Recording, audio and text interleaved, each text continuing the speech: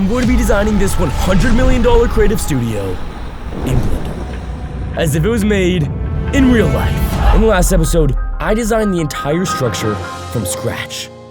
But there's one tiny problem. I have no idea how to design a building. This week, I thought I was going to finish the floor plan. Instead, I realized the entire thing made absolutely no sense. So how can it be in the middle, but it can also be in the back at the same time? Okay, quick recap on where the building is right now. The main outer walls are all complete, or at least I thought they were, equipped with the idea circle, pre-production, sales, meeting rooms, production rooms, the soundstage, and the presentation theater. But something feels off about this first floor. Like this hallway, for example. It's too corridor-like, almost creepy in a way. I don't want to be pooping bricks every time I walk through my building. That's just rude to the janitor. We can see that this hallway right here, I added a little circle in the middle. And now when I'm walking through, you can see, okay, thin hallway, but boom, opens up to this little mini atrium that goes to the second floor. The building technically worked, but it wasn't nice to walk through. Not yet, at least. Just by adding some natural light and opening up the hallway, the vibe is completely different. The biggest lesson I learned here is that good design isn't just fitting rooms together, but creating a space that flows smoothly through the building. So you walk down the hallway, and now you have the conference rooms. We have our war room, or a large boardroom. We have our medium rooms, and then we have some small rooms, and then our pre-function space. You might be asking yourself, what's a pre-function space? Well, apparently a pre-function space is a space between the actual event and then the waiting for it. So if you ever went to a theater before you enter the theater, you have like little lounges areas on the outside, and it looks nice, and that's where everybody's gonna stand and talk before or after the event. So that's the pre-function space. So it's basically just seating, but fancy seating. Then you walk down here, and we have the sales. We have the open sales workspace, so this is gonna be a lot of people making calls. There's gonna be desks, I think. Down here, you got the print area, some storage, different sales offices. And then right here, we have this open area because I didn't need that much space for sales, which works as a little lounge. Now this is a super exciting part. But before I go to the exciting part, let me show you the utility room. So you come into here, you got storage, you got HVAC, and then you got the electric room, the mechanical room, the IT, maintenance workshop, and then the janitor's closet. Very, very exciting. I know, let's get to the fun part now. The pre-production room. Now the pre-production room isn't just this rectangle right here. It is 2 stories. So you walk into the pre-production room, and then you go all the way through the creative hub, which is where everybody's gonna be working together, and you can go up this staircase. Very fancy staircase. And now up this staircase, you're gonna have the second floor, where you walk up here in the pre-production room, then you got the reference and library wall, you got the writer's room, you got the script editing room, you got the both breakout rooms, and then you have the open collaboration zone. I'm gonna have light shining through the bottom edges here, and then that's gonna be absolutely beautiful. And then you walk out of the pre-production room, all the way here. This was the biggest struggle of it all. This post-production space gave me such a headache. Like, it was really bad. There wasn't enough space for everything. There just wasn't enough space because before I had the wall ended right there. And as you can see, this just wouldn't fit everything. So I needed to expand the entire building and push it out here, this way, into the ocean, over the cliff. So then I could fit enough space for all the rooms. I changed the layout for this room so many times. I have the layout, and then I would send it to ChatGPT, and I'll be like, okay, so is this okay?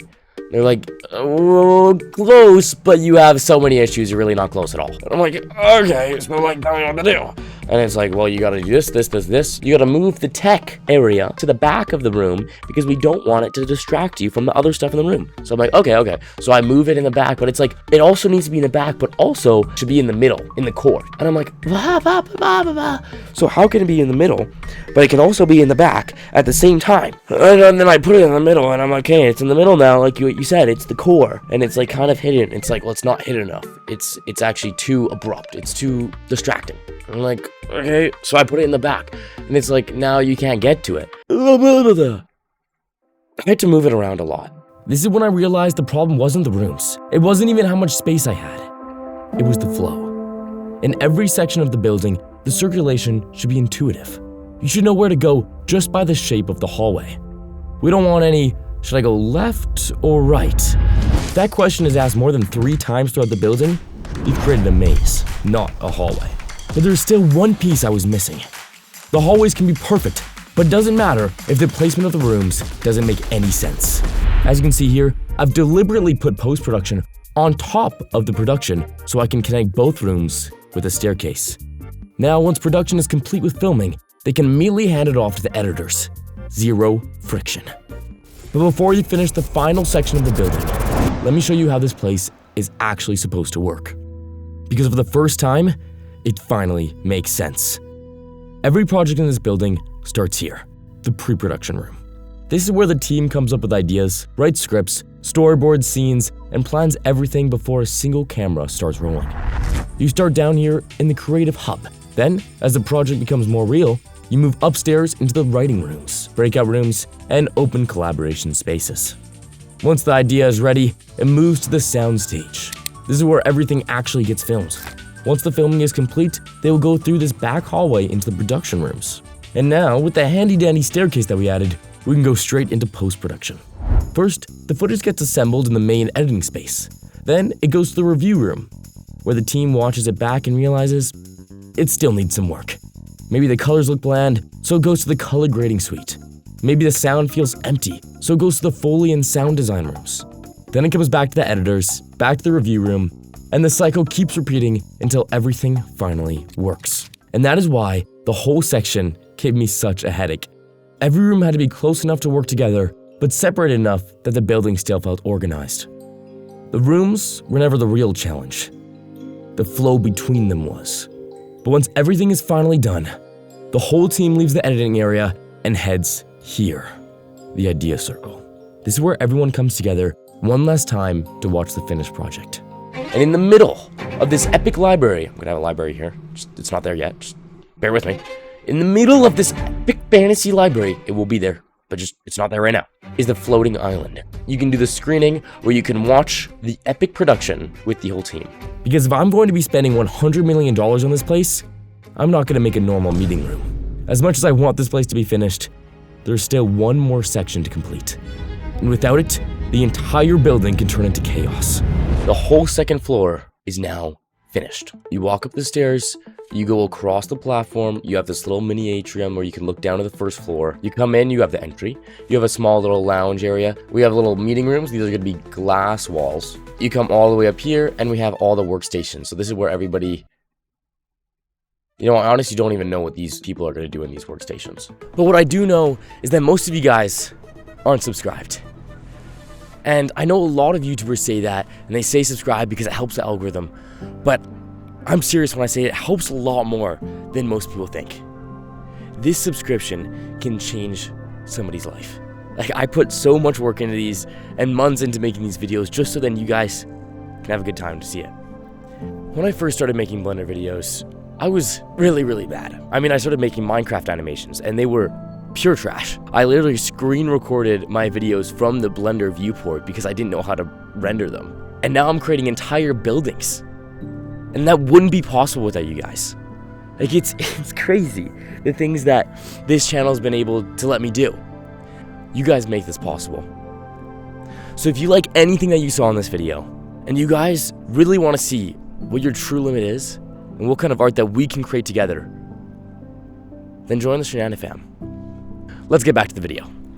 But like ChatGPT said, I gotta put these in, and I should have like 20 of them. You go all the way down over here, and you have the offices. Okay, now this took a long time to figure out. It was so hard to find space for everything, especially when my walls are curved and angled like this. First, I'm just laying everything out, right? And this was my first design for the office, as you can see right here.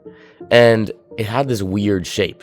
So then I add all the workstations and stuff, and it's pretty tight. And now I'm trying to add like 5 offices in this area that's so tight, and it doesn't really work. And I have like these angled offices that are really weird. So eventually I moved everything over, and I put 3 offices here, 2 there, moved the workstations up, but now I have these angled workstations that look really weird. So angled them all like that, and now it's working parallel with the walls, and this just makes a lot more sense now. Here, I wrote this that kind of helps explain what it feels like designing this floor plan. Imagine playing Tetris, but every single piece is super picky and sensitive. And if you move them beside another piece that they don't like, they get mad at you. And unlike humans who need food and water to survive, these pieces need access to circulation, a hallway, so people can actually see them. Some pieces are shy and don't want to be noticed, like the electrical room. And some pieces are super excited to meet everybody, like the lounges. But even if you put every single piece exactly where they want, and beside their best friends, they still complain. I'm not big enough, says workspace number 12. I'm too long and skinny, says meeting room number 3. I just hate the way my curves look, says post-production hallway. The biggest struggle with operations was finding a way to fit 5 offices in a tiny space and still make visual sense. But when I found the solution, it was so simple. I just had to cut into the workspace and utilize the curved wall. The entire floor plan is now complete.